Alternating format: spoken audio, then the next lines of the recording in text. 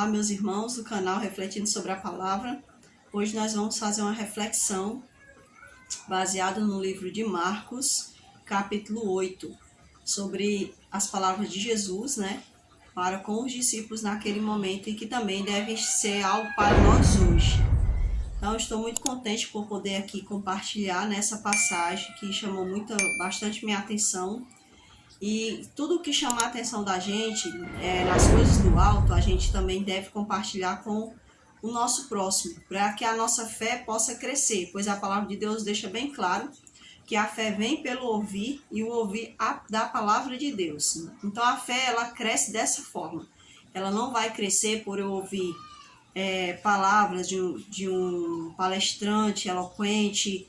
Ela não vai crescer através de uma aula de faculdade. Não, a fé cresce somente através da palavra de Deus.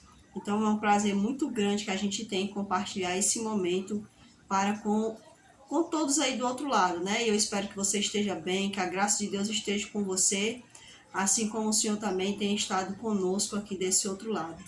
Então vamos lá, meus irmãos, fazer a reflexão no livro de Marcos, capítulo 8, versículo 27, que vai dizer assim a palavra do Senhor para nós. Então Jesus e seus discípulos partiram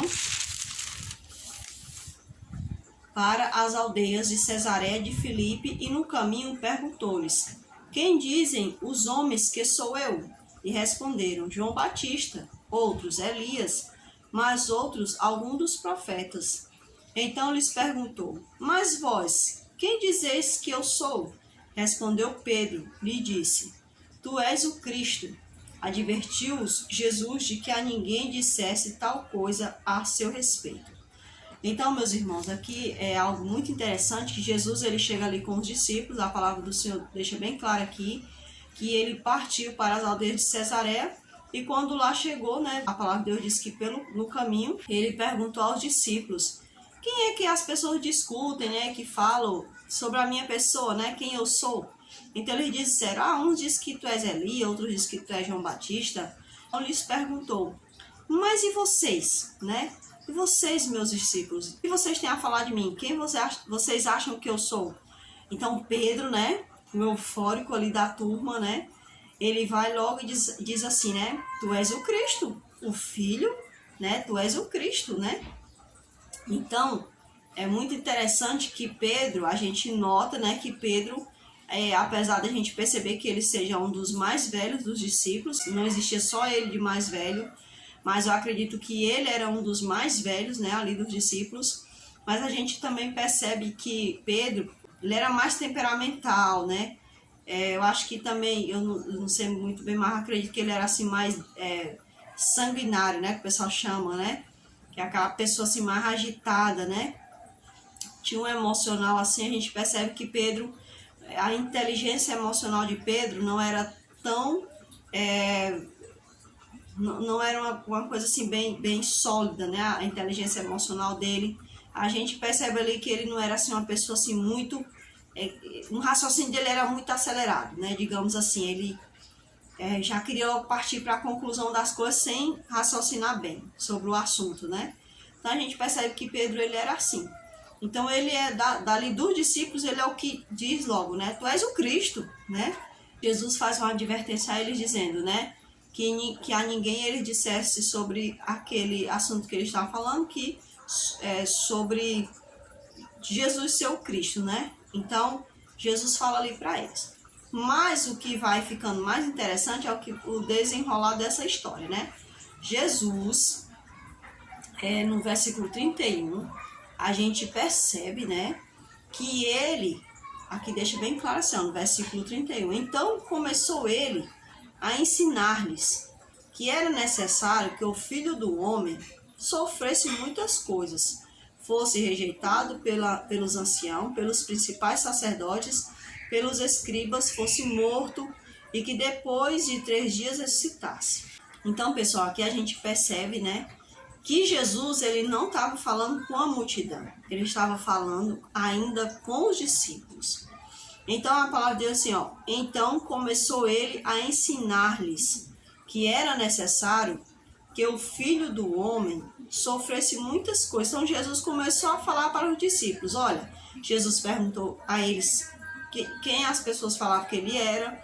E aí depois Jesus perguntou para eles quem os discípulos achavam que Jesus era.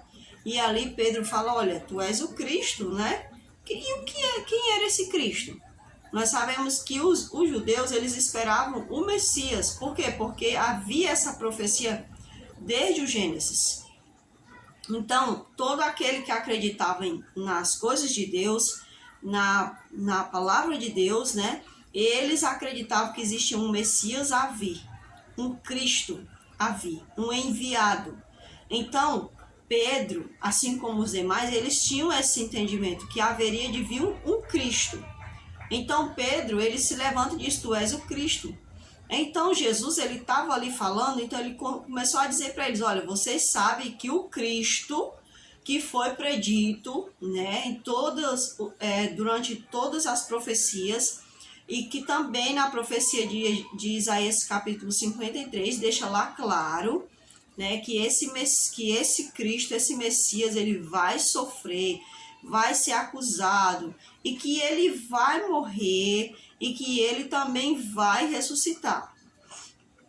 Então a gente percebe que Jesus fala ali para eles, pergunta para eles quem era o Cristo, por quê? Porque Jesus queria trazer à tona para eles, né, sobre quem ele era, quem ele deveria ser para os discípulos, que os discípulos não cuidassem e se prender cada vez mais a esse Senhor, né? a se unir cada vez mais a Ele. Então, Jesus, né, ele estava preocupado que os discípulos cada vez mais comungassem com Ele, né? Ficasse cada vez mais um com Ele. Né? Por isso ele está trazendo isso à tona, esse assunto à tona. E quando ele puxa para esse outro lado, que ele começa a explicar sobre o que o Cristo iria sofrer, ele quer deixar bem claro que, olha, nós estamos andando junto, vai ter que acontecer isso comigo, né? Eu vou sofrer, eu vou padecer na mão de muitos poderosos, né? Eu vou morrer e eu vou ressuscitar. Então Jesus queria que eles já soubessem que tinha um caminho a trilhar, tinha um plano a seguir e que eles tinham que manter a fé deles, a fé nele, no Cristo, não poderiam se desviar. Mas Jesus percebe também, pelo que a gente vai lendo aqui, ele continua falando assim, olha, pelos anciãos, pelos principais sacerdotes e pelos escribas, fosse morto e que depois de 3 dias ressuscitasse. E isto ele expunha claramente. Então Jesus, ele não usou parábolas para falar isso para os discípulos, ele expôs claramente o que iria acontecer com ele, com o Cristo, porque ele era o Cristo. Então ele não vai ali dando um simbolismo, ele não vai ali usando uma metáfora, ele já vai logo falando claramente, vai acontecer isso e isso é o que vai acontecer, não tem para onde fugir.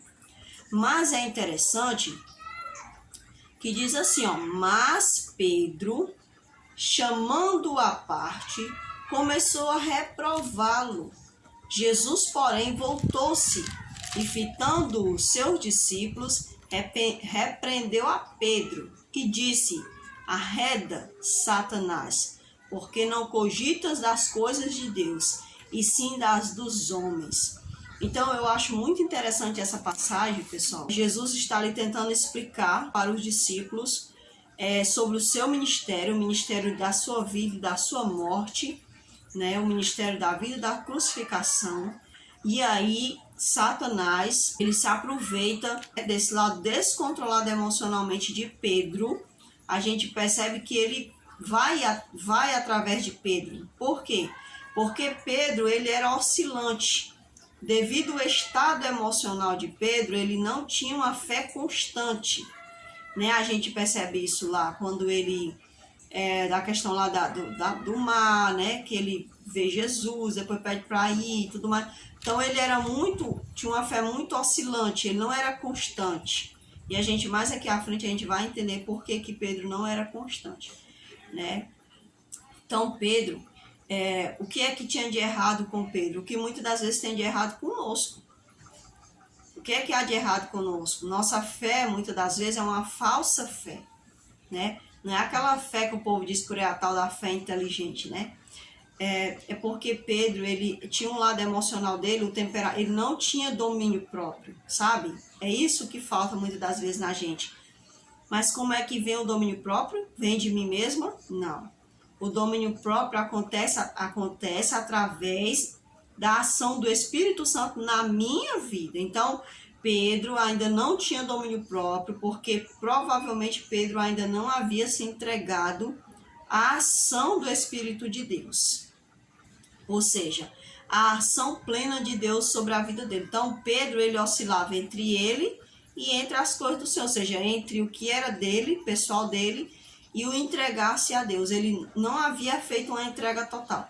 E isso é o que acontece conosco muitas das vezes. Nós somos inconstantes, nossa fé muitas das vezes é oscilante, porque nós não nos entregamos plenamente a Deus. Não entregamos a nossa emoção para Deus trabalhar nessa emoção, deixar essa emoção equilibrada, né? Ao invés de uma fé verdadeira, de uma euforia, eu ter fé verdadeira, porque às vezes as pessoas confundem o desequilíbrio emocional com a fé, com o ato de fé. E a fé não é um desequilíbrio emocional. A fé ela é algo racional da minha, apesar de estar ligada a algo sobrenatural que eu não consigo ver, mas ela é muito racionalizada, entende? A minha mente ela se liga totalmente ao Espírito Santo. A minha mente, a fé, quando uma pessoa ela quer que a fé dela cresça, ela entrega essa mente para que seja totalmente sendo dirigida totalmente pelo Espírito Santo. Isso é muito interessante isso daqui. Então, Satanás ele se aproveita de Pedro naquele momento, porque ele é perceptível que Pedro é um dos mais desequilibrados emocionalmente. Então, muitas das vezes, o nosso desequilíbrio emocional prejudica a nossa fé verdadeira, certo? Torna-nos um cristão inconstante, né? Um cristão que ora anda nos princípios de Deus, ora vacila. Tanto faz como tanto fez. E Deus não quer que a gente seja assim, constante. Ele quer que a gente seja constante, equilibrado. Tenhamos domínio próprio. Então, Satanás, ele usa essa situação. E quando fala ali Satanás, né, a gente percebe que não é a pessoa de Satanás que tipo assim, Pedro foi incorporado, Satanás se incorporou-se em Pedro.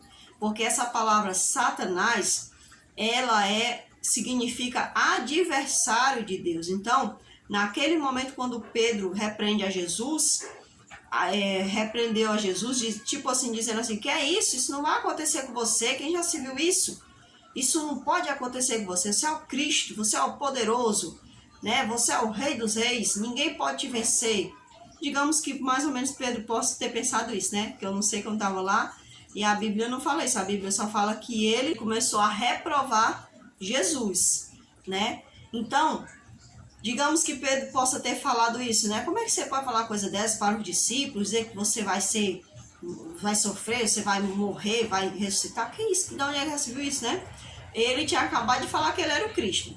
E ele sabia que o Cristo, lá do capítulo 53 de Isaías, sofreria e morreria, né? Por conta das nossas transgressões. Então, naquele momento, Pedro, a atitude de Pedro é uma atitude de adversário, uma atitude satânica. Então, por isso que diz assim, por isso que Jesus repreende Pedro, como se Pedro, chamando Pedro, arreda Satanás, ou seja, arreda, para com isso, meu adversário, né? Ou seja, Pedro, você está se contrapondo a mim, Pedro, né? Você está indo contra mim, Pedro. Por quê? Porque Pedro mostrou uma atitude de Satanás ali diante de Jesus e dos discípulos. Então, a gente percebe que Satanás age, né? Se aproveita da atitude emocional de Pedro, aquela atitude inconstante, para atiçar Pedro, né? Para causar uma confusão entre Jesus e os discípulos. Então a gente percebe que Satanás se aproveita das nossas inconstâncias, da nossa desse emocional descontrolado. E o próprio Pedro, essa atitude de Pedro, porque nós seres humanos, muitas das vezes as pessoas acham que tudo que a gente faz de errado é Satanás, né? Mas não, nossas atitudes também são semelhantes à de Satanás muitas das vezes. Então o que acontece? Muitas das vezes nós temos atitudes semelhantes à de Satanás, sendo que muitas vezes Satanás não precisa nem agir na nossa vida, né? Então, naquele momento, Jesus repreende Pedro, chamando ele de adversário. Satanás, arreda Satanás, né? Ou seja, para com esses teus se colocando contra mim, para de se colocar contra mim, né? E a gente percebe aqui claramente que Pedro chama Jesus em particular para repreender a Jesus, desmotivar Jesus. Naquele momento, Pedro parece que vê Jesus como um ser humano como ele. Ele não viu o lado sobrenatural desse Cristo. Ele viu apenas um ser humano como ele. E que ele põe sua fé nesse ser humano para salvar também ele do jugo de Roma. Porque, como eu falei outro dia na lição dos adolescentes, muitas vezes a gente acha que era só no coração de Judas que tinha aquele desejo de ver Jesus como salvador do jugo de Roma.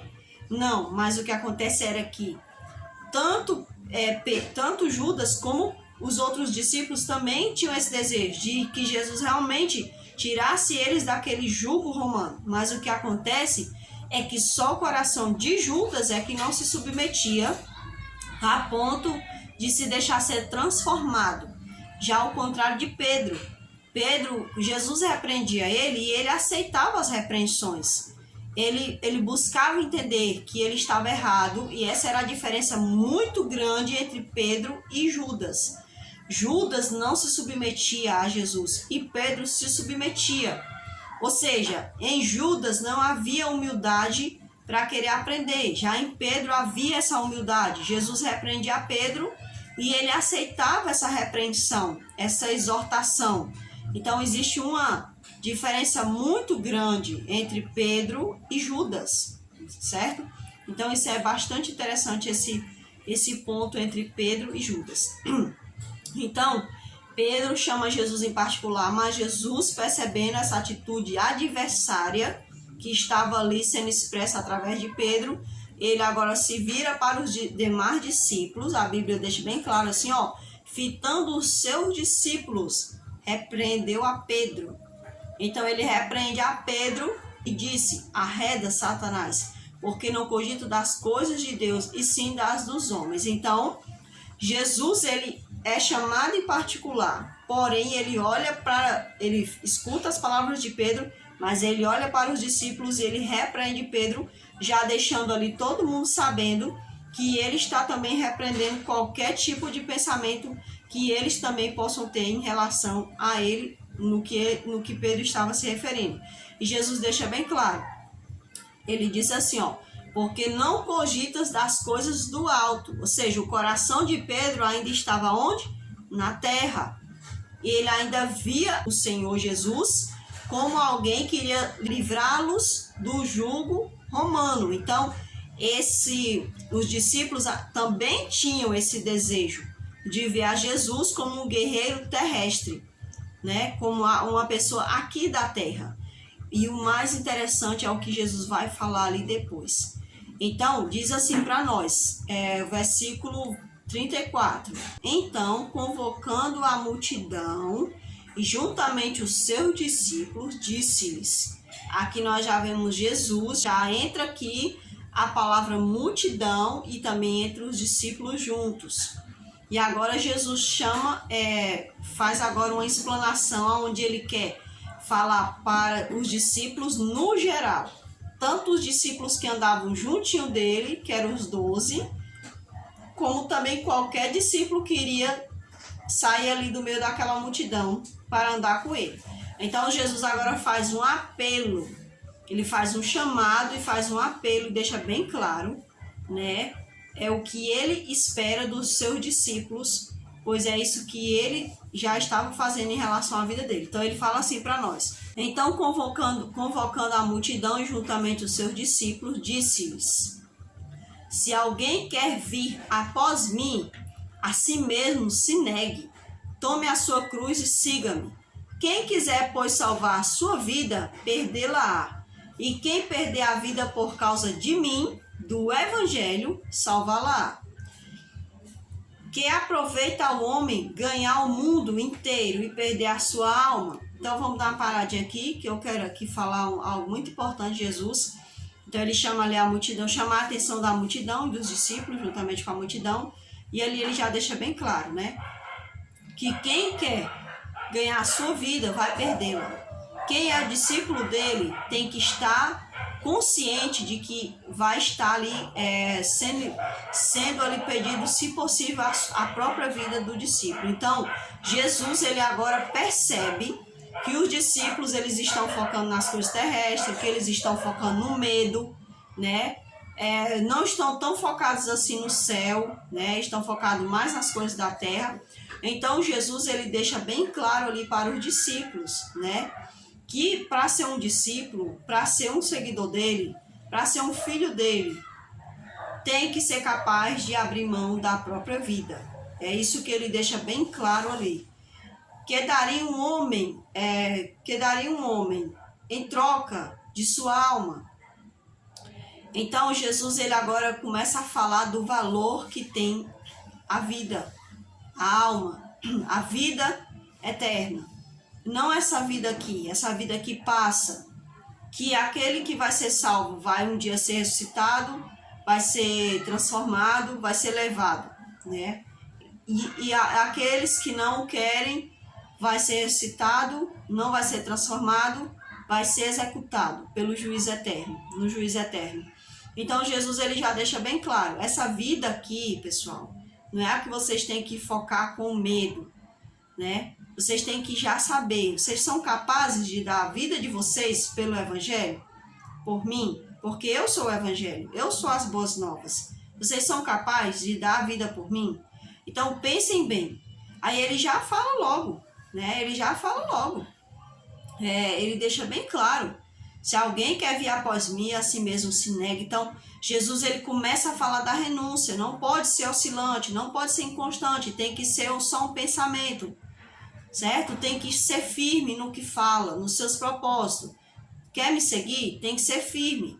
Não pode ficar, será que Jesus é? Será que Jesus não é? Será que eu sigo? Será que eu não sigo? Será que vale a pena? Será que não vale a pena? Não pode ser assim. Vamos aqui, vamos conversar, vamos ser amigos, vamos aqui entrar num acordo nós dois juntos, porque eu já deixei bem claro, andará dois juntos sem que haja acordo, diz a palavra, né? Então Jesus ele já começa ali a trabalhar na mente deles, para que eles já se preparem, o que eles querem para a vida deles em relação ao Evangelho. Vocês estão de fato dispostos a dar a vida de vocês por mim, pelo Evangelho? Então, Jesus já deixa bem claro ali. Aí ele diz assim, porque qualquer que nesta geração adúltera e pecadora se envergonhar de mim e das minhas palavras, também o Filho do Homem se envergonhará dele quando vier na glória de seu Pai com os santos anjos. Então Jesus ele já fala ali para os discípulos, se algum de vocês tiver vergonha de mim, aqui, se você tiver vergonha dessa vida de ser discípulo, porque está passando dificuldade, porque está correndo risco de vida, se você tiver vergonha ou não quiser divulgar o meu nome porque tem vergonha de dizer, de abrir para as pessoas que você é um cristão, você é um seguidor meu, né? Então ele diz, eu também não vou reconhecer você, né? Eu vou me envergonhar de você, né? Naquele dia, quando eu vier, eu não vou revestir você da minha glória, né? Da minha presença. Então Jesus ele já deixa bem claro ali para eles. Por quê? Porque Jesus percebe que eles precisam, eles têm com urgência trabalhar aquela fé deles. Aquela fé que era uma fé não muito constante. Era uma fé que ora era inconstante, ora era muito inconstante. Então tinha que ser constante, né? Ela não podia ser oscilante, tinha que ser constante. Então Jesus ele vai deixando bem claro para os discípulos: vocês têm que decidir hoje o que vocês querem para a vida de vocês. E vocês também aí da multidão. Vocês também vão ter que decidir, né? Porque comigo é assim, quem não junta espalha. Jesus deixou bem claro, certo? Então, isso é um assunto assim que mexe muito com a gente. Às vezes a gente acha bonito, né? Ai, que o discípulo isso, discípulo aquilo, como é que pode andar com Jesus, né? Vira o Jesus. E nós? Que também vemos os testemunhos deles. E nós que temos a palavra de Deus aqui, com tudo explanado para nós, Antigo e Novo Testamento.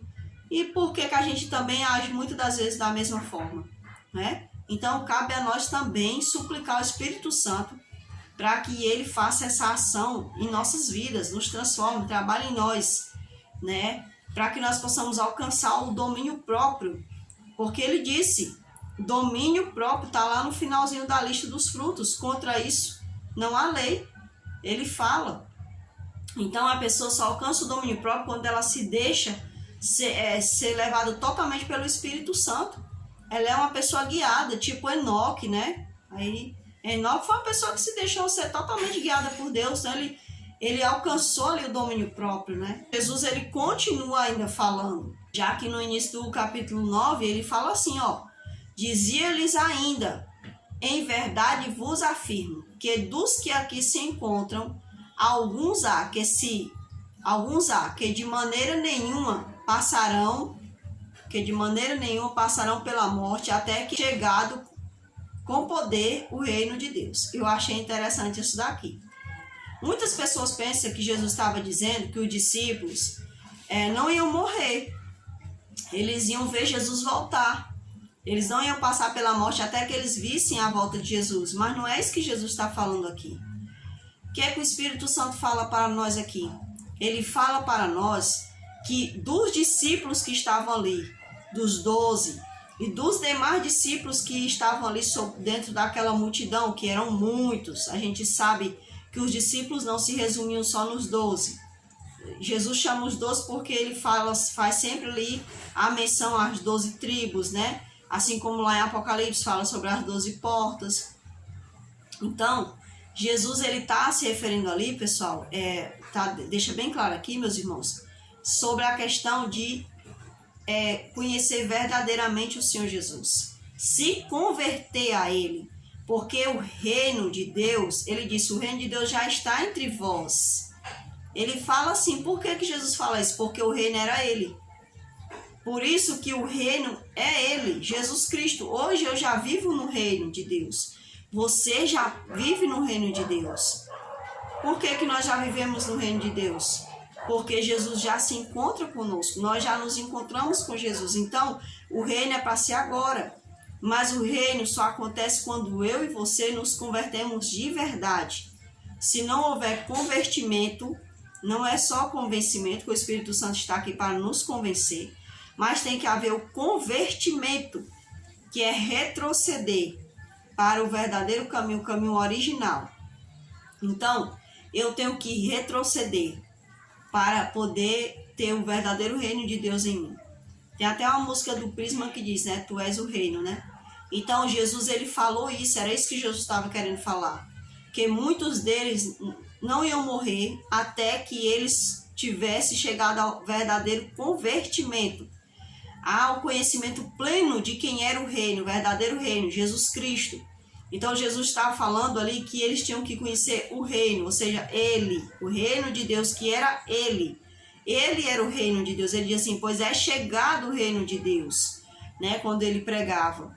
Então, Jesus, ele disse que eles não iam... Por isso que os discípulos, antes que eles chegassem ao martírio, antes que eles chegassem a passar pelo martírio, eles alcançaram algo maravilhoso chamado convertimento.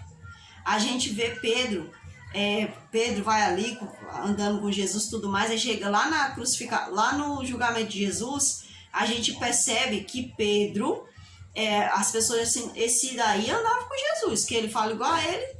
Então a gente já percebe que as características de Jesus já quer tomar o ser de Pedro. Mas Pedro ainda foi lá e praticou aquilo. Então, O convertimento estava o quê? No processo. Aí Jesus também fala para Pedro, olha Pedro, quando tu te converteres, né?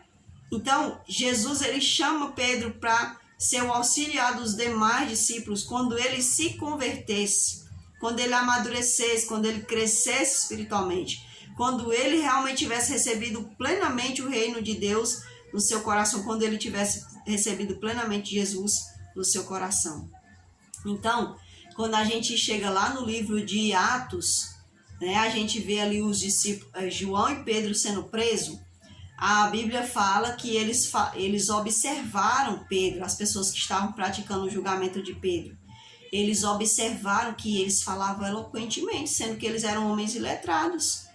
Por que que eles falavam assim? Por que que eles começaram a ter aquela característica, né? Pedro, durão, rústico, né? Aquele homem temperamental, partia logo para a briga. O João queria derramar fogo do céu, mas eles já são homens transformados.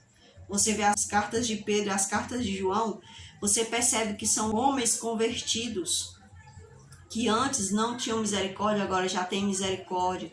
Então, ou seja, são homens que deixaram o reino de Deus entrar nos seus corações e que agora eles estão preparados para, sim, passar, se possível, pela morte, que foi o que aconteceu com Pedro. Pedro, ele passou pela morte através do martírio, né? Jesus foi tão maravilhoso que sabia que esse era um caminho que Pedro ia percorrer, mas ele lutou muito pela alma de Pedro e pela alma dos demais discípulos, inclusive da de Judas. Jesus lutou muito por eles, para que eles, antes de chegar naquele momento, eles estivessem convertidos, para que quando eles passassem pela situação difícil, eles não se perdessem, mas eles fossem achados justificados por ele, pela pessoa de Jesus. Pois João é preso, João passa por várias situações difíceis, é preso na ilha de Patmos, foi torturado, tentaram matar João, mas não deu certo. Aí João fica vivo não é porque ele não era convertido, não, mas porque Deus tinha um projeto através de João, que era escrever o livro da revelação, o livro que ficaria para nós. Então, eu achei muito linda essas palavras de Jesus, aprendi bastante com ela. Quero também que o reino dele venha estar em mim. Quero ver o reino dele agora, nesse momento, né? Quero ver a pessoa dele trabalhando na minha vida. Quero ver a ação do Espírito Santo. Quero ter a ação do Espírito Santo também trabalhando na minha vida. É algo que eu anseio e que eu sei que você que está aí do outro lado também anseia. Mas é muito importante que a gente entenda que nós devemos deixar Jesus trabalhar no nosso emocional, para que a nossa fé não seja uma falsa fé, né? Que a nossa fé seja verdadeira, algo frutificado pelo céu em nós e que a cada dia seja regada pelo céu. Então, que a nossa emoção, ela não confunda a nossa fé, né? Que não seja uma emoção prejudicial, porque não é pecado ter emoção, como eu já vi pessoas dizendo. Não existe pecado, pessoal, em a gente sentir emoção. Não há pecado nisso. O pecado é a gente não buscar ter equilíbrio nas nossas emoções. No rir, na alegria, na tristeza, né? Na raiva. Todas essas emoções, elas servem para nós, o medo. Todas as emoções são úteis, mas quando elas entram em desequilíbrio, aí elas só nos atrapalhariam. Então, que Jesus, que o reino de Deus nasça na sua vida, para que quando, dependendo da situação que você ou eu venhamos a passar por conta do Evangelho, que nós possamos ser encontrados fiéis a toda prova, como diz aquela canção. Que Deus abençoe a mim, abençoe a você, meu amado, que Deus abençoe a cada um de nós, que nós possamos crescer no reino